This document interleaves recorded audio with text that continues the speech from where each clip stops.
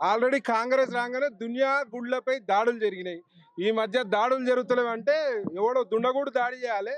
లేదంటే కాంగ్రెస్ ప్రభుత్వమే దుండగుడు రూపంలో దాడి చేయాలి. ఇవాళ వచ్చి అర్ధరాత్రి దొంగల లెక్క విగ్రహాన్ని తీసుకుపోయి వేరే గుళ్ళ పెట్టాల్సిన అవసరం ఏముంది? ఇవాళ ఇవాళ 60 నుంచి 70 ఏళ్ళ పాత గుడి వేల ఎకరాలు 100 ఎకరాలు కబ్జా గురి పడుతున్న ప్రభుత్వ స్థలాల్లో శాతగాక 100 గజాలు కూడా లేని అమ్మవారి గుడిని అలా కబ్జా చేసిరని చెప్పి అలా గుడి స్లాబులు కూలగొట్టి అమ్మవారు విగ్రహాన్ని తరలించిర్రు. ఒక శాస్త్రం ప్రకారం తరలించాలి. అసలు వాస్తవంగా అసలు అసలు తరలించే రైట్ అనేదే లేదు. ఇవాళ ఎన్నో దర్గాలు రోడ్డుకు అడ్డంగా ఉన్నాయి. మరి మీకు అంతా మొగోళ్ళు అయితే మరి ఆ దర్గాల దగ్గర పోయి మాట్లాడండి. ఇవాళ హిందూ దేవాలయాలపై కాదు మీ దాడి. దర్గాలు ఎన్ని ఉన్నాయి, అక్రమ కట్టడాలు ఎన్ని ఉన్నాయి, పెద్ద పెద్ద అక్రమ కట్టడాలు ఇవాళ FTL పరిధిలో కడుతున్నారు.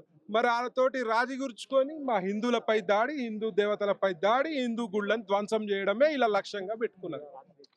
డెఫినెట్ గా దీనిపై హిందూ సంఘాలు కానీ, హిందూ ప్రజలు, హిందూ సోదరులు అందరు గమనిస్తున్నారు. ఇట్లాంటి చర్యలు ఇంకా చేస్తే మాత్రం ఆల్రెడీ బీఆర్ఎస్ ప్రభుత్వానికి హిందువులు బుద్ధి చెప్పారు. ఇవాళ ఈ ప్రభుత్వానికి కూడా బుద్ధి చెప్పే పరిస్థితి ఉంటుంది. ఏముండదు ఇలాది యాక్షన్. ఎందుకంటే హోమ్ మినిస్టర్ ఓవర్ ఇక్కడ రాష్ట్రానికి రేవంత్ రెడ్డి గారు కాదు home minister, Asaduddin Owaisi brothers. వాళ్ళ కనుసైగల్లే నడుస్తుంది ఏమైనా సరే. ముఖ్యంగా హిందువుల గుళ్ళపై దాడి మాత్రం వాళ్ళ కనుసైగల్లో నడుస్తుంది అని చెప్పి ఈ సందర్భంగా తెలియజేస్తున్నా.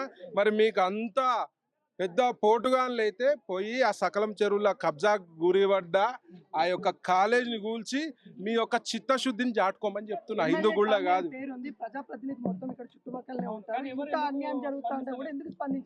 ఓన్లీ బీజేపీ స్పందించాలి, వేరే పార్టీలు స్పందించరు. వేరే పార్టీలో హిందువులు నాయకులు ఉన్నారు, గుళ్ళు పోతారు, దండాలు పెట్టుకుంటారు.